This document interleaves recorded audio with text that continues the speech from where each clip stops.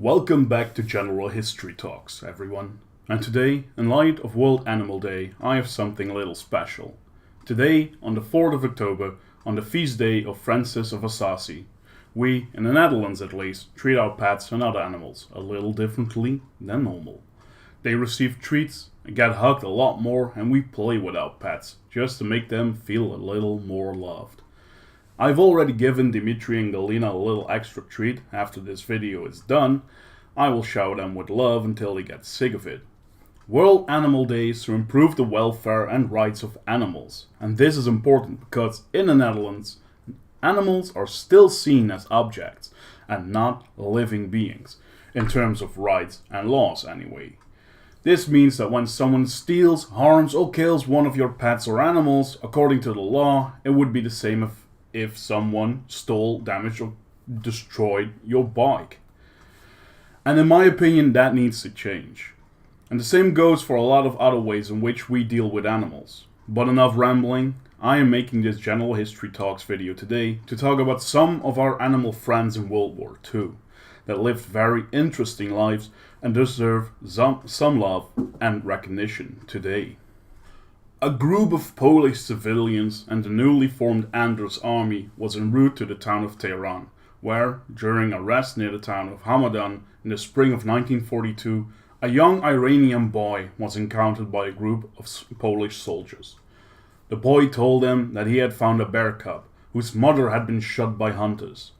Irina Bikovich, an 18-year-old refugee, took pity for the young cub, and this convinced Lieutenant Anatol Tarnowski, sorry if I mispronounce any Polish names, I'm not that well versed in Polish, to purchase the bear.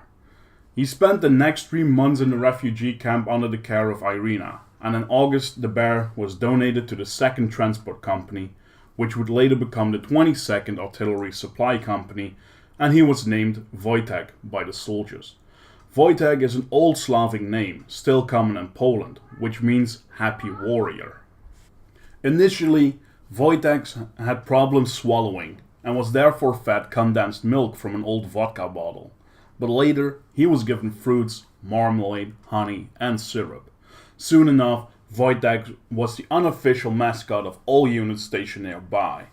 The bear would sit around the campfire with the men, eating, drinking, and sleeping in tents with the rest of the soldiers. The bear loved smoking cigarettes, drank beer right out of the bottle like a regular infantryman, and got a kick out of wrestling and play fighting with the other soldiers. Of course, he was the most badass ass-kicking wrestler in the entire company, thanks in part to the fact that he grew to be 6 feet tall, weighed roughly 500 pounds, and could knock small trees over with a single swing of his massive claw paw.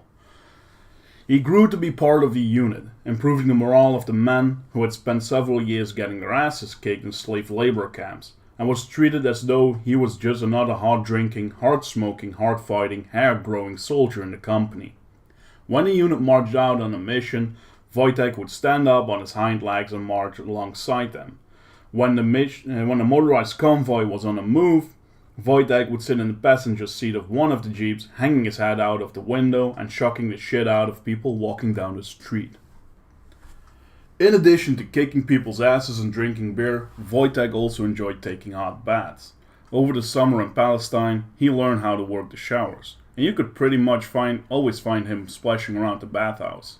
Once, he entered the bath hut and came across a spy who had been planted there to gather intelligence on the Allied camp. Wojtek growled, slapped the spy upside his head, and the man immediately crapped his pants and surrendered. The soldier bear was lauded as a hero for successfully capturing an enemy agent, who in turn was interrogated and gave up vital intelligence on enemy positions. Eventually, the Polish 2nd Corps was sent to Italy to fight alongside the British 8th Army. The problem for the Polish troops and Wojtek, however, was that the British High Command did not allow pets or animals in their camp. So the Polish did what any sane man unwilling to leave their pet bear behind would do, and they drafted him into the Polish army, complete with rank, serial number and paybook, and made him a private, which meant that he was in all official unit rosters from then on. The Poles and British ended up at the Battle of Monte Cassino, where the dastardly Germans had dug in and acted like the mountain was made of gold, They were that unwilling to leave. 3 assaults by the Allies had proved more fruitless than Operation Barbarossa, so the Allies decided that they needed a good wake-up call in the form of a good old artillery bombardment. During the shelling of the hill, Wojtek started to imitate another behavior of the other soldiers. He started to grab boxes of ammunition for the field guns and carry them from the trucks to artillery position, some weighing over 45 kilograms, and under constant fire. His comrades noticed how enemy fire did not startle the bear, and how he never rested nor dropped a single artillery shell, and this in turn inspired his fellow soldiers. After the battle, HQ approved the depiction of the bear carrying an artillery shell as the official emblem of the 22nd Company. Wojtek and his comrades would go on and fight the German army across Italy. After the war ended, some elements of the Polish army, Wojtek included, were reassigned to Scotland, since the Poles weren't really willing to move back to Poland, which was now under Soviet control. Wojtek lived the rest of his life in the Edinburgh Zoo. He would always perk up when he heard people speak Polish, and many of his comrades-in-arms would visit him, bringing him cigarettes and beer, which Wojtek took with open arms. Some Polish soldiers actually jumped into the enclosure to wrestle with the bear, just for old time's sake. Wojtek would pass away in 1963 at the age of 21 and with the rank of corporal. There are many memorials to Wojtek, including a plaque in Imperial War Museum in London, a statue in Krakow in Park Jordana, which was unveiled on the 18th of May 2014, on the 70th anniversary of the Battle of Monte Cassino. On the 7th of November 2015, the city of Edinburgh unveiled a statue of Wojtek and a fellow Polish soldier walking together, with a relief documentation of Wojtek's journey from Egypt to Scotland. Now we go on to another adventurous animal companion, this time a cat. The cat lived a charmed life, although some consider him to be a Jonah, a ship's passenger who brought bad luck. He served with both the German Kriegsmarine and the British Royal Navy, and survived the sinking of 3 ships. I am, of course, talking about Unsinkable Sam. Some people argue that Sam, or sometimes called Oscar, is fictitious. And although that might be true, something about this story really grabbed my attention, and one can hope that it is true. According to the story of Sam, his first owner was a German sailor aboard the flagship Bismarck, and we all know how that story went. On the 19th of May 1941, the Bismarck set sail from Gotenhaven, with a mission to attack Allied convoys that were bringing vital supplies to Britain. Being detected nearly instantly when the Bismarck left for its mission, they were attacked by the Royal Navy on the 24th of May, by the Prince of Wales and Hood. Hood engaged Prince Eugen, under the assumption that it was the Bismarck, while Prince of Wales engaged Bismarck. Leutjens, the admiral aboard Bismarck, was hesitant to give the order to return fire, even after the first gunnery officer aboard Bismarck asked permission to return fire twice. Lindemann, the captain of Bismarck, then intervened and gave permission, famously saying, "Ich lasse mir doch nicht mein Schiff unter dem Arsch wegschießen, Feuererlaubnis," or in English, I will not let my ship be shot out from under my ass. Open fire.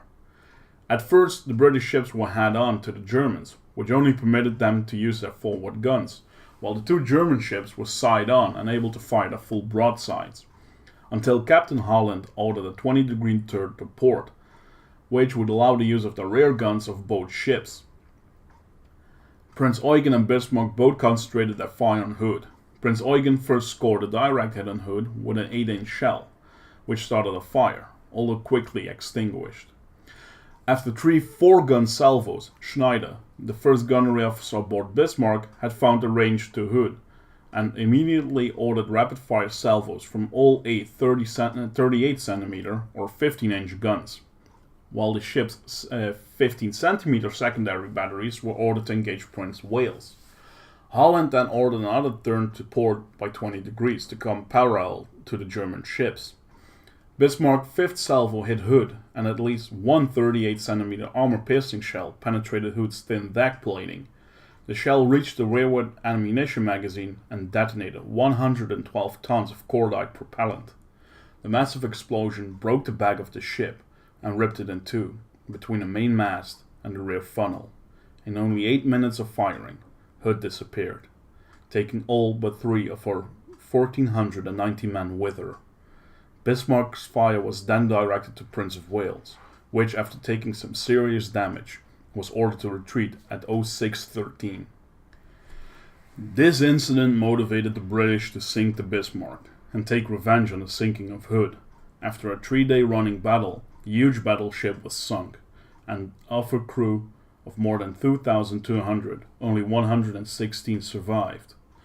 Or 117 if you count a black and white cat who floated out of the wreckage aboard a piece of timber. Soldiers aboard HMS Cossack rescued the animal and named it Oscar, which is the international code of signals for O, which stands for man overboard.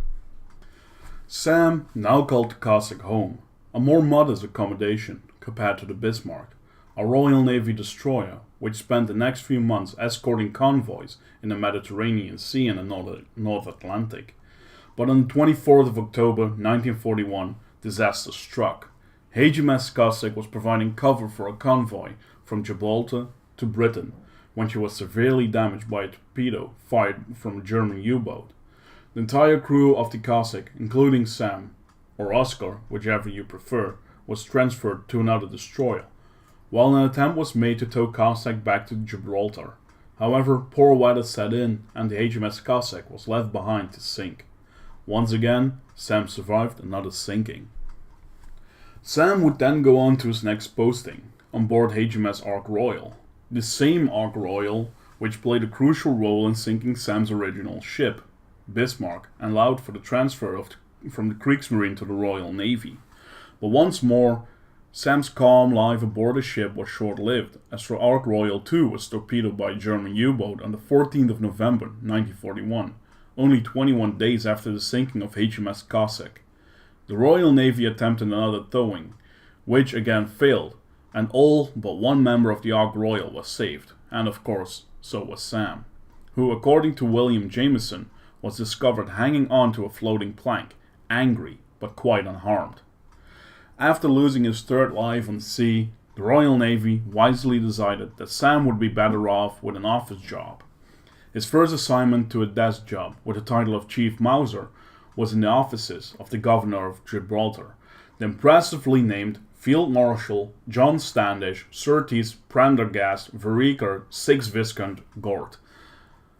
Later, Sam was shipped back to Britain, where he served out the rest of the war in Belfast, taking care and looking after sailors in a seaman's home with an extremely original name of Home of Sailors. Unsinkable Sam, the nickname he received aboard HMS Ark Royal, proved to have fantastic genes, as he finally died in 1955. The National Maritime Museum in Greenwich, London, has a pastel portrait of Sam in its possession, as is only appropriate for such a distinguished feline. I have 2 more stories of another 2 cats in the Royal Navy, which have earned a spot in today's episode. First off is Simon, the hero of the Yangtze incident. He was awarded the Dickon Medal by the People's Dispensary for Sick Animals. It's the animal equivalent of the Victoria Cross and was bestowed on Simon for his service aboard HMS Amethyst in 1949. He was the ship's cat as the vessel was steaming up the Yangtze River when it was shelled by communist Chinese shore batteries. One round exploded in a wheelhouse and bridge, wounding Simon. The Amethyst managed to get upstream and out of range of the guns, but was trapped there for 3 months.